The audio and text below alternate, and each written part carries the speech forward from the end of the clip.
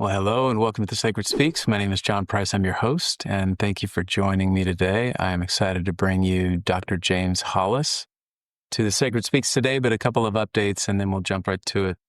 So first of all, today's episode has been a long time in the make. James Hollis is one of the most important voices in the world of depth psychology. We're talking about his new book, Living with Borrowed Dust, will be coming out or is already out by the time you listen to this in March. But before I get to it, I'd like to announce that I've got a new website coming out under Dr. John W. Price. A lot of John Prices out there, so I needed some distinct aspects to provide specificity. So solo episodes are also coming. I'm going to do a consistent 2 interviews per month, and then I'll add an additional solo episode that really synthesizes and integrates all the content that I'm working through that month. And then, of course, very excited, I've got a workshop coming up in May. And for everybody who signs up on the Sacred Speaks newsletter and community, you'll gain access to this free service, which eventually it will be for a fee. So be on the lookout. I'll announce it next episode. And this is all very, the past year, it's been pretty slow. I've been building and developing other things. And so I've been quietly building what you're about to see. The Center for Healing Arts and Sciences certainly has received a lot of love and care here in Houston. But this next year is going to be exciting as far as the Sacred Speaks and all other endeavors involving depth psychology, religion, spirituality, and the like. Thanks for being here. And so James Hollis has been a really important figure for me. He was on my dissertation committee and was the first professor in my doctoral program for Jungian studies. And so I've read all his books. I don't think there's a person in my clinical office that has come by that I haven't recommended a James Hollis book for. So this is big. His book is a deep dive. We got personal. He spent decades helping us to confront our shadow, take personal responsibility, and stop living the scripts of our culture, our parents, our forebears, and liberating ourselves from the confines of the stories that we've been told we need to live out in favor of the stories that are seeking to live out from within us. So later this month, I'll be releasing an episode with Father Richard Rohr. Look forward to that too. The solo episode will be over father, masculine, and mentor figures, certainly referencing the role these men have played in my life. And then we'll dive into some of the feminine in April. I think that's it. Be on the lookout for the website and for more consistent episodes. Share it, talk about it, enjoy it. So without further delay, let's dive in with Dr. James Hollis. For now, we'll leave it there.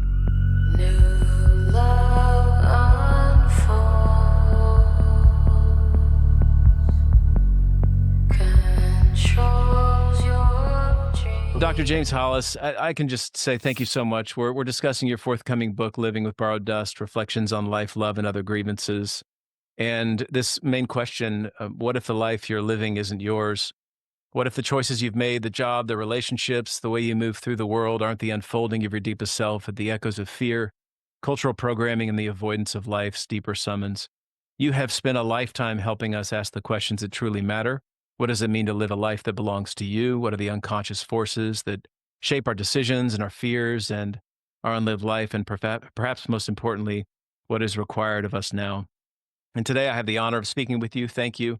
One of the more revered voices in depth psychology, Jungian analyst, author, and teacher, guiding thousands, perhaps millions of people into deeper self-understanding. I have been deeply influenced by you, Dr. Hollis, and so to spend this time with you, I'm very honored. So I just want to begin, just so much of your invitation in this book was not only an overview of so many of your core ideas that you've been exploring, but also you were deeply personal and reflective. And I want to take that opportunity to dig into that a little bit. These questions you ask a lot, what are you in service of, or what are you called to serve? The beginning question here is, when did you most clearly hear the summons of your life's purpose? And what did it take to fully answer it? Well, first of all, John, it's a privilege to be back with you and back in Houston, if only electronically. So, Yeah, yeah, good to have you here, Jim. those are the questions that I think we all ask ourselves as children. maybe not in that language, but we were curious about the world and wondering who we were, who the other Mhm. person was, what we were supposed to do with our lives. And then because we're tiny, vulnerable, and dependent, we have to start adapting to the world around us. And of course, humans survived on this planet because they are adaptive. But the paradox is the adaptations also become our operative systems, to use a Mhm. modern computer term. They are adaptive rather than coming necessarily from our core. So that's why through the years we have moments of crisis of meaning where our Mhm. adaptations may be allowing us to fit into family of origin or the popular culture around us, but it's coming at a cost within us. And so that cost usually reaches the surface as a symptom of some kind. One of the things that is clear to me and probably to many of us is that when we get off the track of our own nature shows up periodically in something we call symptoms. Disturbing dreams, depressions, self-medication, whatever the form it may address, then we realize that we are somehow divided against ourselves. And Mm. so what I've thought about through the last few decades, and I just realized the other day, I've been teaching at the college level or above for 60 years now, as of this year. That makes me Congratulations. very old indeed. I don't realize how old I am then until I realize how old my children are, how long I've been at this. But I think the most important thing about our life is we have to recover a relationship to those large questions. If you live large questions, you'll live an expanding life. You'll live in an interesting life. And if you're constantly worried about fitting in, which is natural for a child, but Mhm. maybe diminishing for an Mhm. adult, or if your choices are coming out of fear bases, then you can say, well, it's natural to have fears in life, but do I want my life controlled by my fears and so forth? So all I'm trying to do in any talks or books is to recover for us the central dignity, the central importance, the central calling, really, to become more conscious and to find the courage to address what's important in our life. And if we're not living it now, what's keeping us from that? And what do we need to do to move on down the road towards a more satisfying life? Why has that been such a central concern of yours for so long? Well, first of all, as a human being, I've had to go through it myself, and I was in my mid 30s when I had my first hours of therapy, and up to that point, more or less, apart from things like World War II that didn't touch me directly, but it certainly touched me emotionally as a child. Other circumstances in life, in life's normal struggles. But at midlife, I had a significant depression that sent me to my first hour of therapy and led me ultimately to Switzerland to study at the Jung Institute, where slowly I began to come back to those large questions and then to begin to trust in more than just a conceptual way, in a deeply feeling way, that there was another within me, which I think we know as children. But again, we get lost to that. There's something within me that knew me better than I knew myself, and that it was seeking some correctives. And in time, I came to ask a different kind of question. Rather than how quickly do I get rid of this depression, it was rather more interesting question. Why is my psyche autonomously withdrawn its approval and support of where and how I'm spending my life? And that's a different kind of question. It's Mhm. scary at some level because you realize there are forces at work within you that are not of your own volition and are trying in some way to get your attention and inviting a conversation. So Mm. all of this work has been about deepening the conversation that we have around why we're here, the meaning of my journey, what are the stories or values I need to step into, those kinds of questions, which I think never quite go away. Does depression still visit you? Of course, of course. I grew up with a depressed mother. I grew up in depressing times.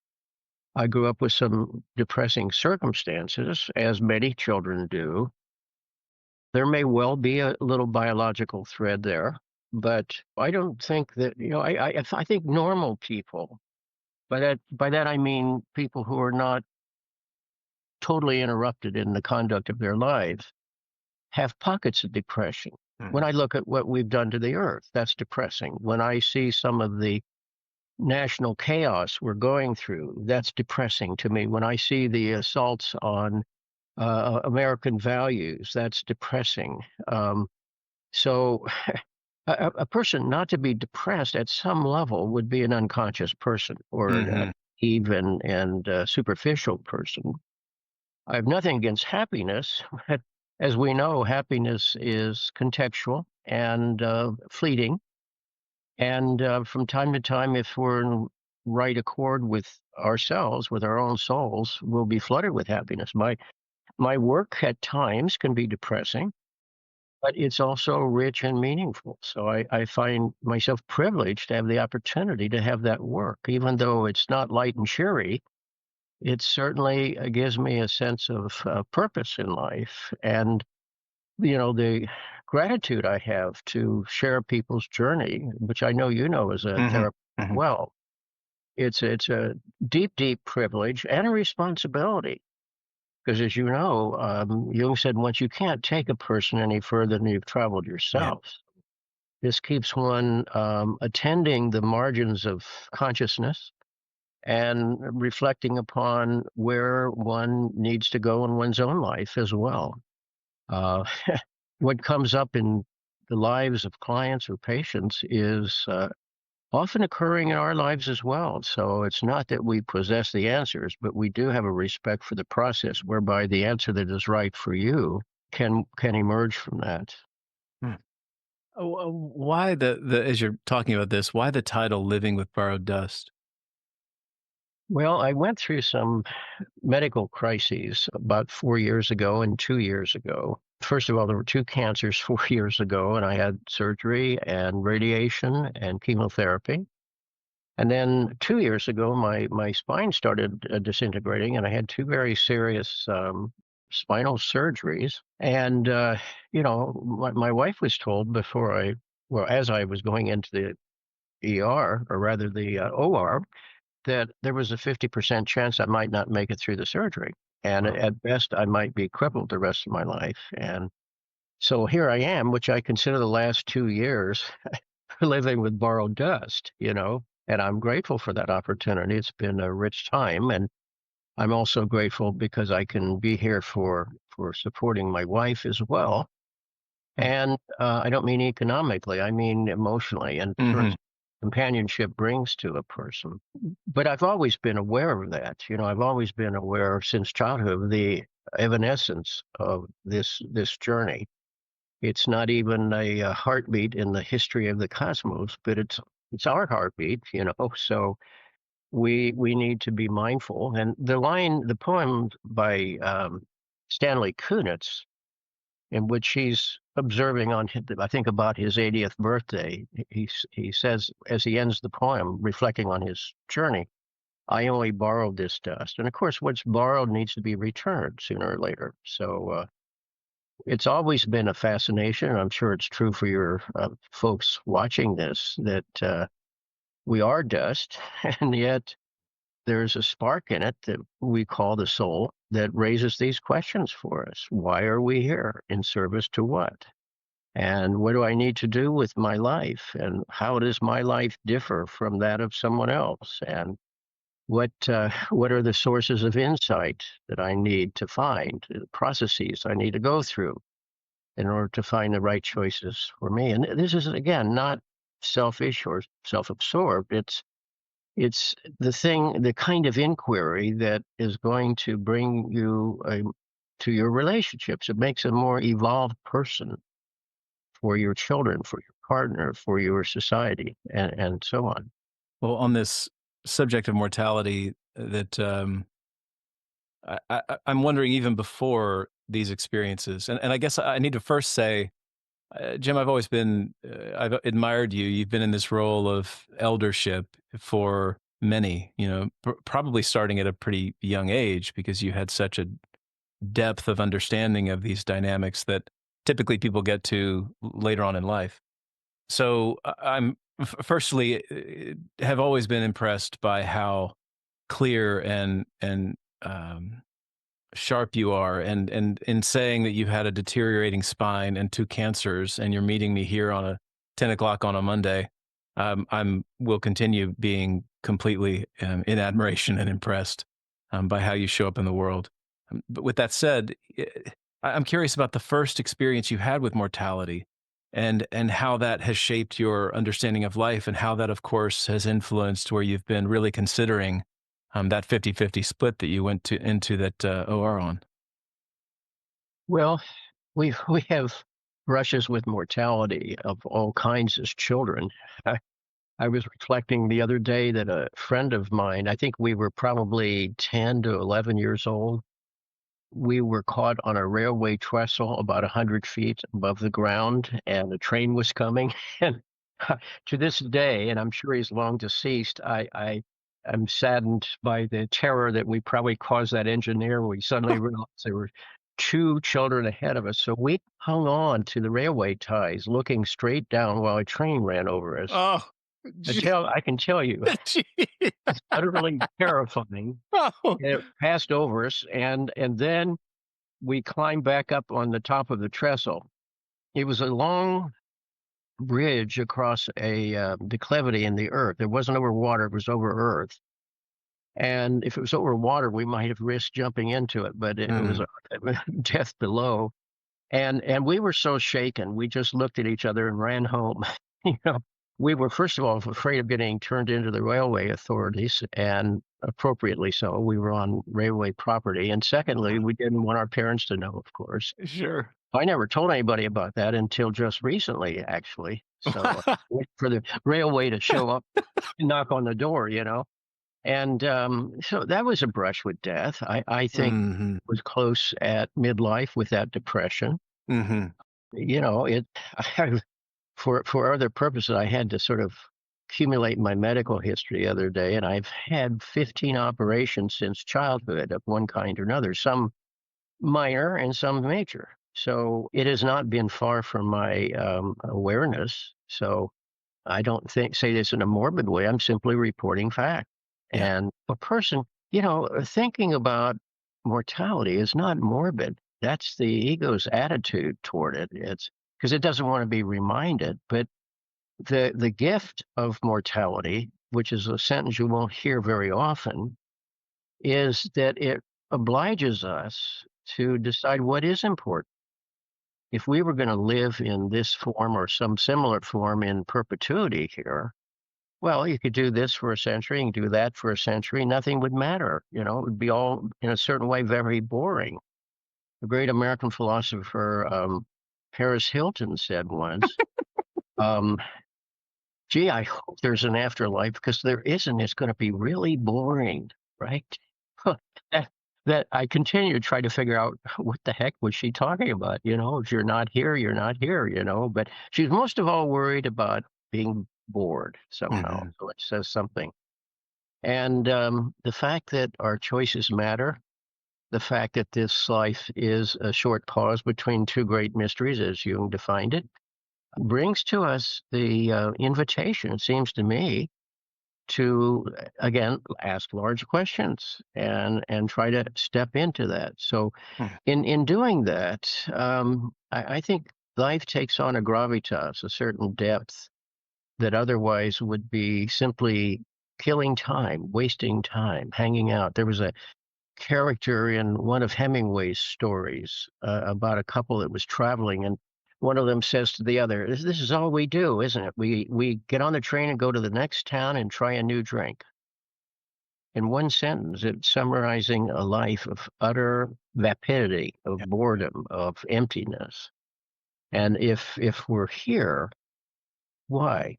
In service to what? I mean, those are just reasonable questions. Again, we thought about that as children, but we forgot to ask those questions. And so a good part of our life is routinized. You know, Hmm. we live by this complex or that complex being triggered, and it carries us through the days, and often in productive ways and adaptive ways. But then once in a while, we have an appointment with our own souls, and we need to Mm. ask, am I living the life I'm supposed to be living? And if not, why not? And what would that look like? And what is that going to take from me? So, as you were speaking, I was thinking about your incredible book, Tracking the Gods. And as we're talking about mortality, I'm curious about your relationship with God or the gods, and how that this question about the afterlife, but not necessarily about just afterlife, how has aging and kind of navigating through the twilight of life changed that relationship, or has it changed your relationship with God or the gods?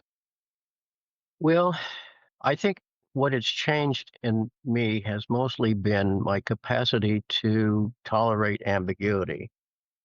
When I was young, both as a child and as I would say a young adult, I had a fierce desire for certainty, for clarity. I think everybody does. The ego prefers clarity over ambiguity.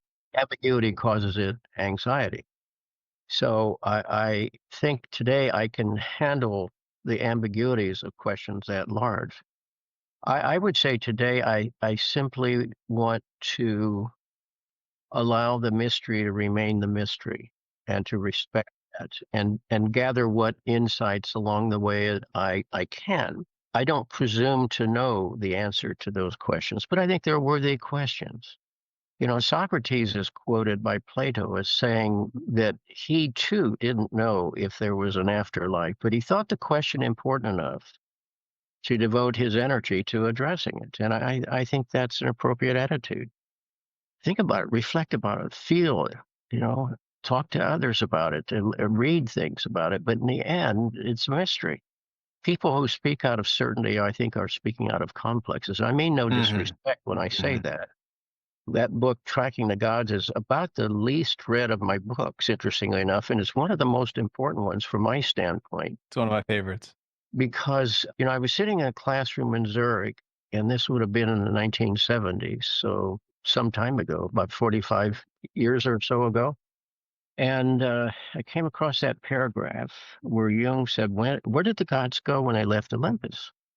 Where's Zeus and Aphrodite and Hera and Hephaestus and Hermes and so forth? And, if they're gods, where are they? Where'd they go? And he said the energy left the concepts and left behind husks.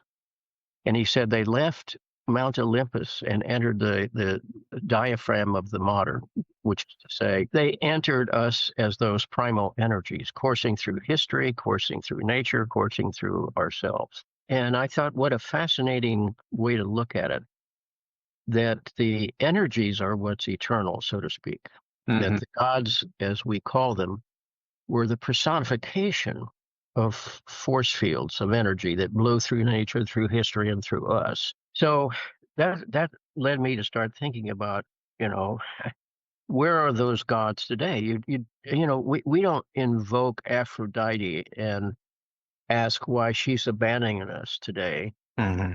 when we have a relationship breakup, for example, or we don't say, well, someone was in such a mood of anger that he or she was possessed by Ares or Mars. Hmm. Hmm. But the ancients did because they were aware that those energies pass through a person's life, and at times they can possess us. And when one is possessed, and we talk about complexes. That Jung used in German for complexes was Irrgriffenheit, the state of possession or seizure. In any given moment, can I say I'm really conscious? Not really, because in any given moment, I can be in one of those split off clusters of energy that has been triggered either intrapsychically or from the external world. I mean, your questions will trigger Hmm. is in each of us and in anyone who might seize this.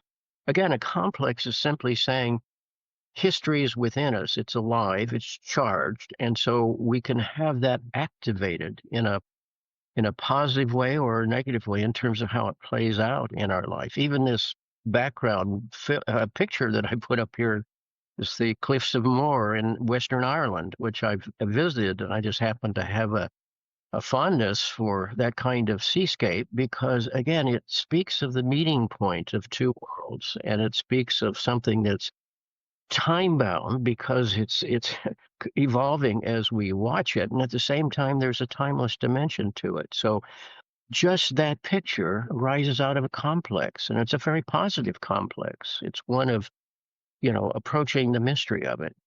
Hmm. So, I would say I can tolerate not knowing today, and I'm okay with that.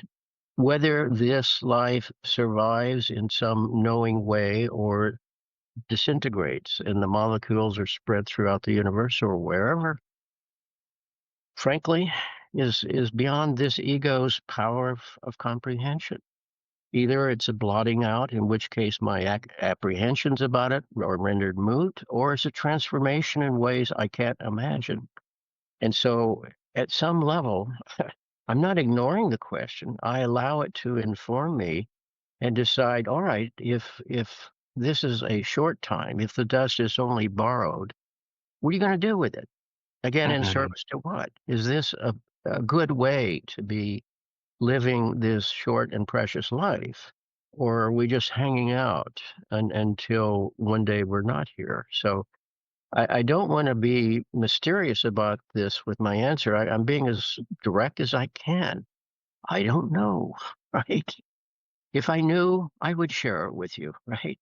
But I know that the question is important, and I know that my being mindful of it is not morbidity, but it reminds me every day, you better figure out if this is the way you want to run your life because you're here a short time. That's actually one of your, I think one of the real leadership aspects of what you've contributed through your books and your work is summarized in a warrior-esque quote that you've got, which is shut up, suit up, and show up. Yes, Yeah. So sure, sure. speak to that. Well, that's a couple books back, but shut up. I'm speaking to myself here, not to anybody Yeah. else. You know, we can wake up every day and start whining. So Mhm. but when we stop and think about our lives, we are privileged, all things considered. With all of our Yeah. sufferings, we live privileged lives. We live in a first world country where the plumbing works, the electricity works. We have access to world class medicine. There are many people whose children are being killed. There are people who are starving to death. There are people who are utterly homeless and stateless. They have real problems. So just shut up. I don't want to hear your whining. I'm saying this to myself. So, secondly, a suit up means do your homework. Don't expect somebody to come and hand it to you. Figure it out for yourself. Go, do what you need to do to get prepared. I spent, I think it was 26 years in getting an education, something like that, or 27. And that was just the beginning. Yeah. It continues. And show up means not show off, but it means be here as yourself, as best you can. And your biggest obstacle is your old fears, which you made 1,000 adaptations to try to deal with in the past. And most of them didn't help very much, and they often diminish the magnitude of your journey. So show up means just do your best.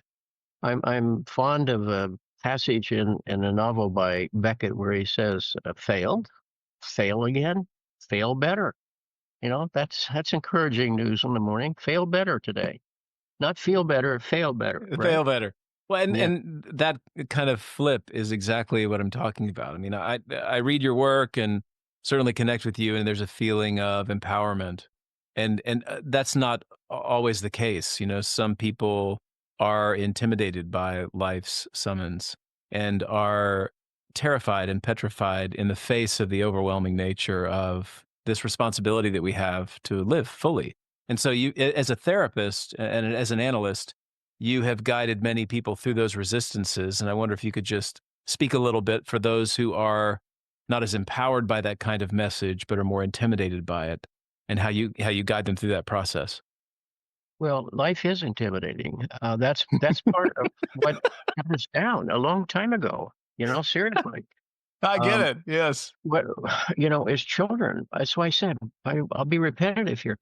We ask big questions as children, but it was so large that it tended to shut us down. Yeah. I can remember very clearly as a child thinking, well, what I'm seeing or hearing or being told doesn't really make sense to me, but what do I know? I'm a kid.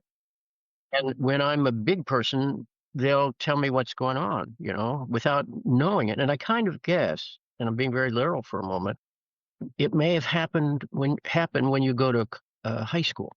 Because without knowing what puberty was, I thought, the kids in high school are on some other kind of canyon. Mm. They have big bodies, big voices. They act like they know what they're doing. So it must be when you go to high school. And I'm talking about being a little child now. I'm thinking when you go to high school is when they tell you what it's about. Well, I'm still waiting for that. I no, and Amen. they begin to realize nobody knows what's going Right. on. Just people in various stages of acting as if they do, or running from the question that it poses for them. Mm. One of the things I've said to people is in this work, you have to realize there's something inside of you, some agency that knows you better than you know yourself. And it's supportive of you, but it's also going to critique your adaptations and your complexes. And it shows up in the feeling function, which we learn early to dismiss or to apply the tools of prudent adaptation to it through your energy systems. When you're doing what's right for you, the energy is really there. And other times you just have to force it, go against the grain through your dreams, which happen to us repeatedly in any given sleep cycle. Most of all through meaning. If what you're doing is meaningful, you can handle the distresses and the cost of it because the cost of not having a life that is meaningful to you is even worse. And then lastly, through our symptomatology, the autonomy of the psyche's protests. If what you're doing is not right, it will show up and make itself clear, which is what happened to me at midlife. Mhm. It wasn't that I hadn't reflected on these matters, then it became inescapable. I think in some ways I look back on this, and I'm not being as critical of myself as I might sound. I thought I would address these questions by taking the high road. That is to say, by doing a lot of reading and thinking and teaching about it. Mhm. It was almost like if you can find the high road, you don't have to go down into the depths of this to hell, so to speak. But as Dante says, the beginning of the Inferno, midway in life's journey, I found myself in a dark wood, having lost the way. And that's one time when I found that the autonomy of the psyche was something that has to be respected and not resisted. Mm. Yeah, you did thank you for that. You did an incredible job exploring dreams in this forthcoming book, and I just appreciated even working in dreams, the way you outlined your process. And in particular, I'm interested. For most people, we have been inundated with this kind of dream as neurological noise, Mhm. and of course, not to repeat the book necessarily, because please, anybody out there read it. But your work with folks with dreams, is this a large portion of the analytic work that you do with your patients or analysts? Sure. It depends on the person, of course. Many people have pretty ready access to dreams, and they're the ones who will bring dreams virtually every week. Others don't remember them very well, and why that's true, we can speculate. But sleep research tells us we average 6 dreams per night in a full 8-hour cycle. That's a lot of activity. And as I've frequently pointed out, nature doesn't waste energy, so it's part of its reaction to us. And then, of course, it speaks a symbolic language. It's not a telex that says, "Well, sell this relationship or purchase X stocks in that job," or something like that. That would make it easier. But if we learn to respect that there's a process going on, something is trying to communicate with us. What happens then is the locus of our authority begins to shift from the loudest voice we have out there in nature or in society. And we begin to realize, again, there's something inside of me that is laying claim to my journey as well. And if I can trust that over time, it will, in a sense, guide me more appropriately for my journey, not for someone else. I remember very specifically, I was at toward the end of my fourth year in Zurich, which is already a significant, investment of time and money Hmm. and so forth, where I got one more dream that was reporting to one more time in the same way. And it was the proverbial feather that tilted the whole scale. And I realized that my psyche had been saying to me certain things for a very long time. And I had to acknowledge that that was something in me, that agency, what Jung called the self with a capital S, not to be confused with the ego, that was seeking its healing and its developmental agenda. And I think at that point, the whole enterprise shifted from a conceptual commitment to a response of the heart and the Hmm. viscera in terms of its importance. That was a what we'll call a living encounter with the spirit, so to speak. We also know, and I'm going to be 85 in a couple of months.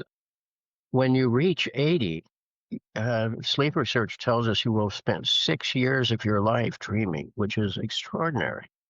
That's not sleeping. Sleeping could be a third of your life, but 6 years of dreaming activity, that's got to have some meaning to you. And if, yes, many of our dreams are opaque, hard to understanding, perhaps even frightening, but all of them, I believe, are efforts of the deep psyche to bring something to the surface in order to process it and to perhaps open us to its influences in our lives. In other words, in any given moment, can I say why I've made a certain choice or what a certain behavior is driven by?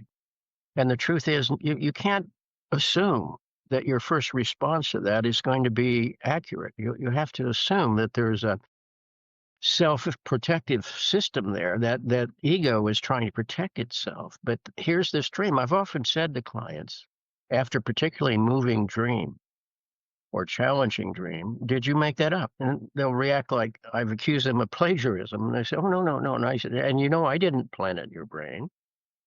And that's true too. And so we have to acknowledge there's something there that's autonomous in you, and it's your dream, so it's trying to speak to you. Now it's asking a conscious humility to listen to it, pay attention, not necessarily literalize it in any way. For just to choose a trivial example, let's say I have a dream tonight of moving to Toledo. If I literalize this, I sell my apartment here, move to Toledo. And then I get to Toledo, and it comes and says, "No, it was Minneapolis. Minneapolis moved to Minneapolis, right?" And you get there, and then you have the same experience. The ego wants, again, telex messages. What would have to say is, maybe psychologically speaking, you're sitting on your duff, and what you need to do is get up and start moving Mm. psychologically, spiritually. And it takes some humility to approach these questions because it's not a magic carpet. You have to say, what is it I don't know here? Jung himself said in his memoir, here's another thing I didn't know about myself. And he sometimes added, and it felt like a defeat for the ego. Well, why is it a defeat for the ego? Well, it says, you're not really the boss here. Mm. You're the agent for the execution of life's choices, but you're not the boss. And if you don't recognize that, then you're going to be in the grip of various complexes, those intrapsychic clusters of energy that we have because we all have a history. And that's, again, a very humbling experience, but it's also potentially liberating in Mm. order to recognize that. So if you could, just a odd question that just came out, if you could analyze, not analyze, but honor, listen to any dream from any historical figure, real or imagined, who would it be? Well, Lincoln dreamt of his own murder. He dreamt I didn't know that. entering the White House and everybody was solemn, and some people were weeping. And he enters a room and he sees a coffin, and he says, if, and it's been some years since I've read the dream, but he said, "Who is that?" And someone said, "It's the president. He's been murdered." And that was some days before his actual assassination. Whoa. Now, I know somebody in Zurich who actually did his thesis on Lincoln's dreams, because he had several dreams, but particularly that particular dream. And that was one of those rare examples of a Mm. prophetic dream.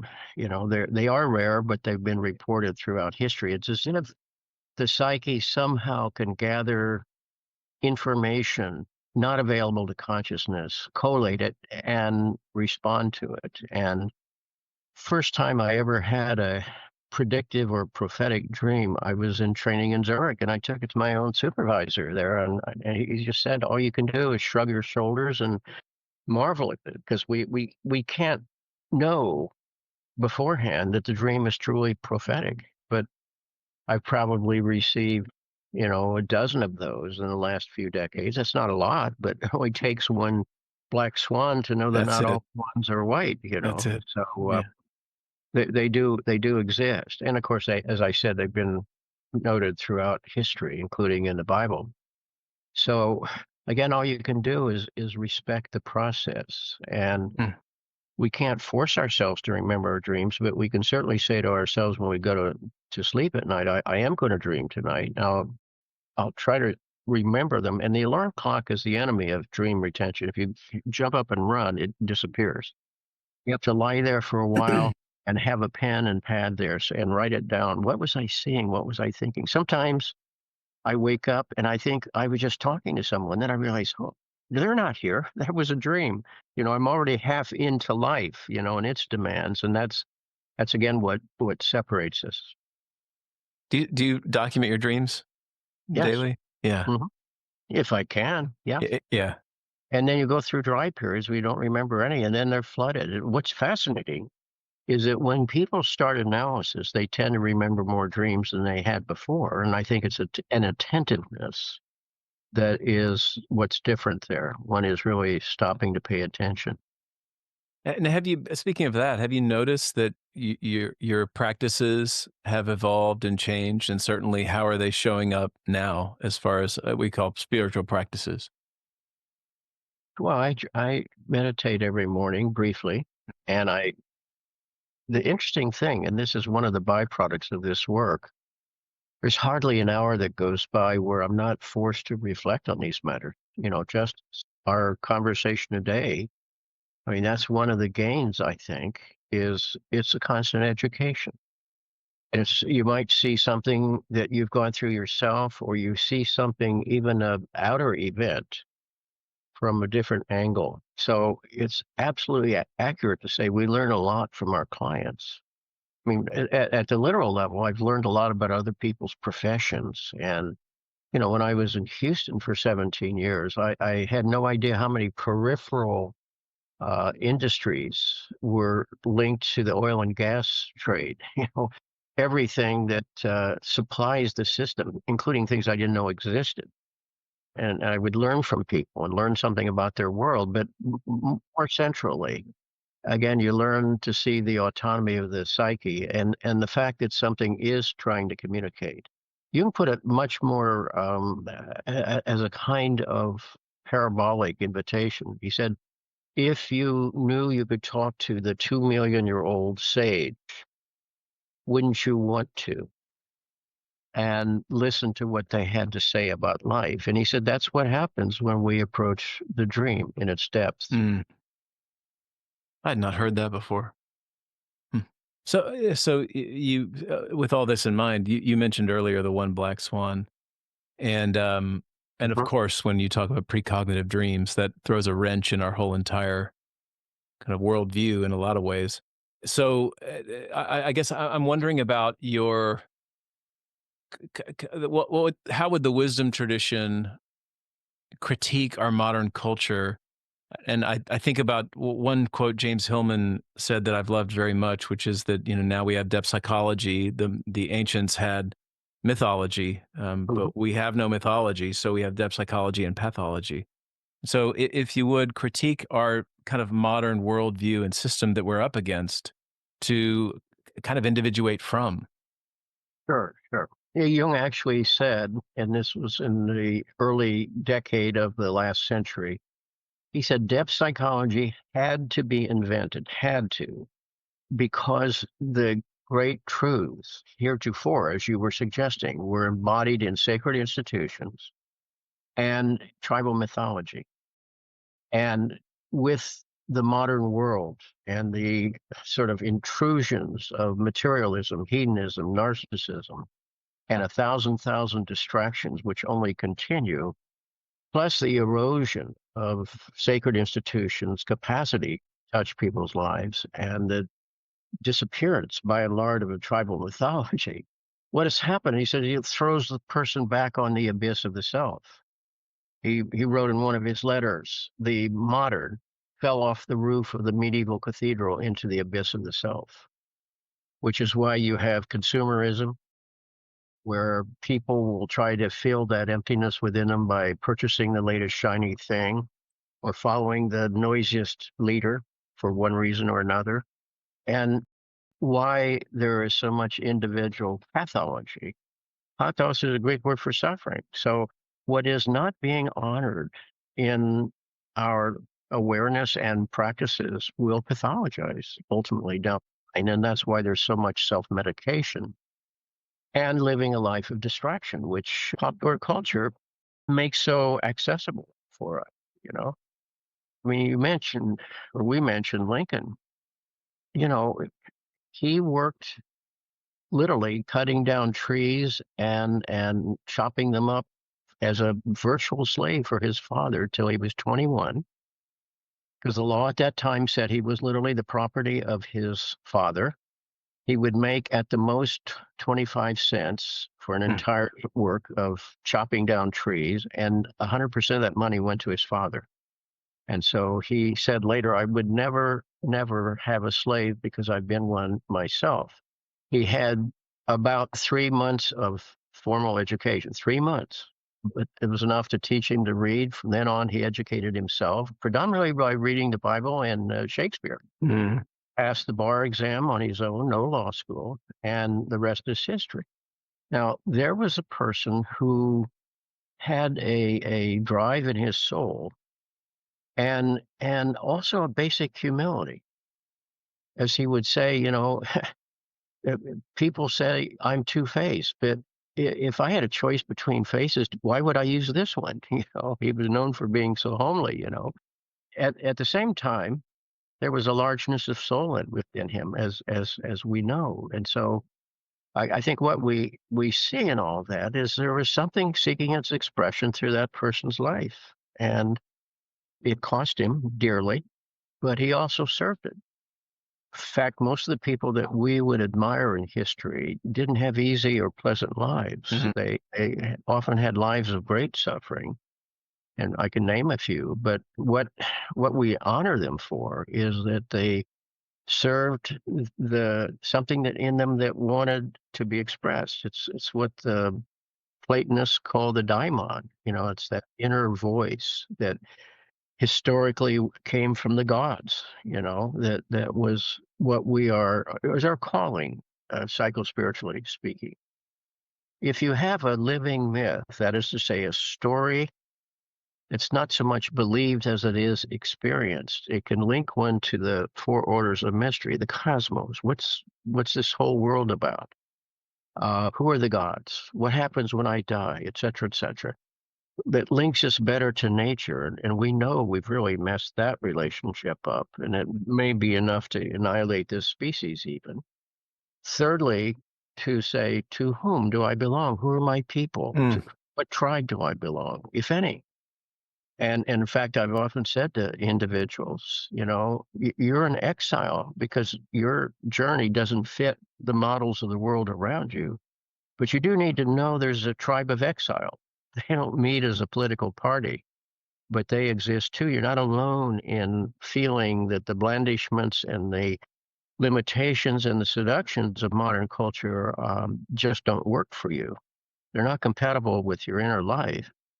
But so you need to know that question. And there are people like you, right? And then fourthly, Right. how does the individual chart his or her way through the thicket of choices that we have to navigate? Those were the sacred offices of tribal myth to link you to the universe. You know, Jung talks about, for example, his visit to the pueblo at Taos.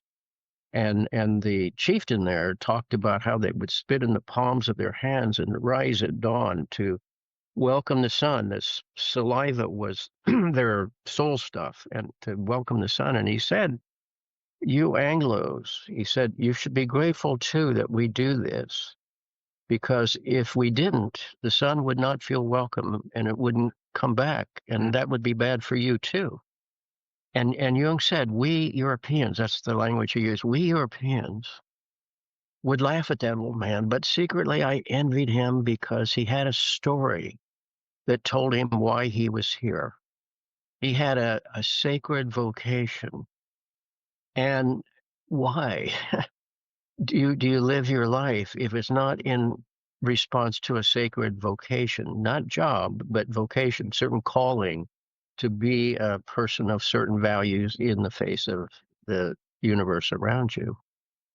So he said, we all need to have a larger story of some kind, and not to borrow someone else's story, because that's their journey. It's to find a story that makes sense of your life, and to also recognize that it will cost you, but it costs you more if you don't live your story. And I would say for me, it's always been about learning and teaching. That's been the constant thread Hmm. from childhood to this present. You know, all the things I've done, I consider all of them aspects of teaching. What have been the most powerful teachings? Like who were, this may be kind of obvious given your interest in Jung and Lincoln, but who would you consider your most potent teachers if you could name three of them? And what was it about them that contributed to you? Okay, believe you and Lincoln off the list, John.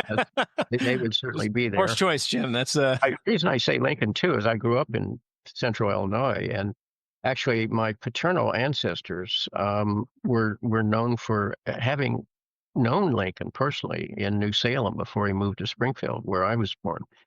But I'll tell you a story which I've often reflected on. When I was 18 or 19, I was taking my first philosophy class in college. I was really excited because I thought, now I get to know what the answers are. Philosophers don't know what the answers are. You know, I'm in real trouble, you know. And of course, we were reading a historic survey, particularly around the area of ethics, and Plato and Aristotle and Spinoza and up to and I forget who else was in the text. And of course, the more I read, the more confusing it got, because I had different kinds of questions. And of course, that in itself was a profound lesson. You know, as your questions get larger and your instruments get sharper, your old understandings are probably going to have to go, because mm-hmm. you can ask a larger question now. Anyhow, one day we had a visiting scholar come through, and he came into my class, and he was in his probably late 30s at that time. And he sat on the teacher's desk in the lotus position, which I'd never seen before, and talked about having just spent a year in a Japanese monastery, a Zen monastery. And he talked about how he was given a koan, or a brittle, the first day he arrived. And he was to spend his time addressing that koan. And he was there for a solid year. And he said periodically I would be summoned by the Roshi to, speak with him about my koan. And he said he'd usually just miss me like this, like, don't waste my time. He said a couple of times he picked up a stick and went like that. And I thought I was being punished. But I think later, I think he was trying to say, you're up in here. You've got to get Mm-hmm. here when you respond. And then he said a question that cracked something in my heart, or then he said something that cracked in my heart. He said, at the end of the first year, or the year he was there, I was no closer to understanding my koan than the day I arrived. I thought, holy cow. If a person of this intellect and this sincerity of inquiry Mhm. is no closer, then I'm in real trouble. Yeah. Yeah, I'm Yeah. a freshman or maybe a sophomore. I don't, maybe spring term freshman year. Then he went on to talk about, and I don't know why he did this, but he started talking about quantum physics, how an electron could hold simultaneous locations in orbital paths around a nucleus and move from one orbital path to another without traversing the distance between. And I remember thinking, this can't be, this can't be. I'm an expert on the structure of the atom, right? They told me in high school physics, this is what it looks like. And then there was another crack in the heart where I said to myself, and been processing it all these years, well, I better be willing to critique my models because, as I just said, you get better questions, better instruments. You're going to outlive your old models. Don't be too attached to them. And thirdly, I was deeply moved because I thought, here is a person, because I'd grown up in a working class family. My father worked in a factory all his life. My mother was a secretary.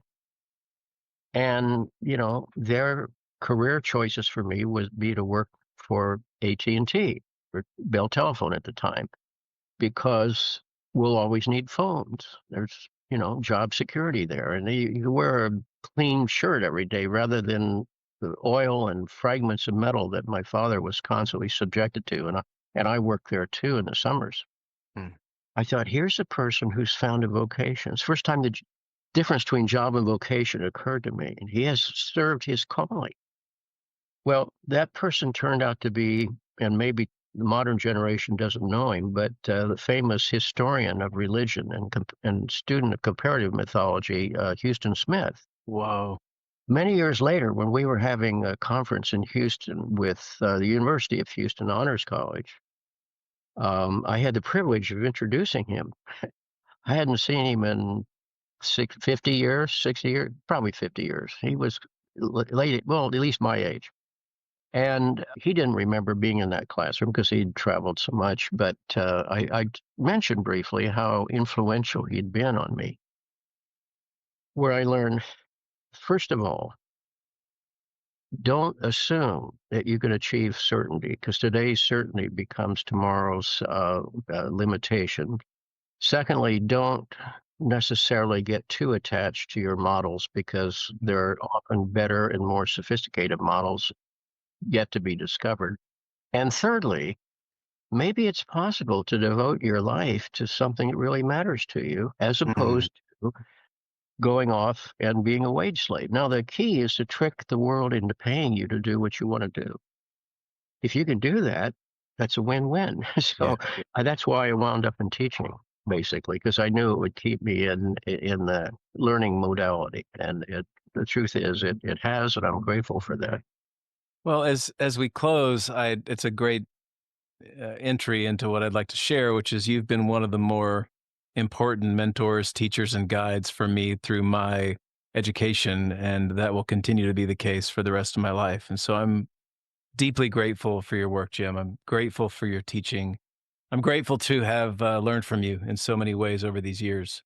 And thanks for your time today, and just for your generosity of your sharing your insight and wisdom, not only to me, but to everybody. Thank you. Well, thank you, John. It's a bit of privilege. And, as Jung said, we need to dream the dream onward, which is what you're doing in your broadcasts here. So Yeah. you express gratitude by passing it on. Oh, and I will. Thank you, Jim. I know you will. Yeah. Until next time. Till next time. Thank you. Controls your dreams, persuade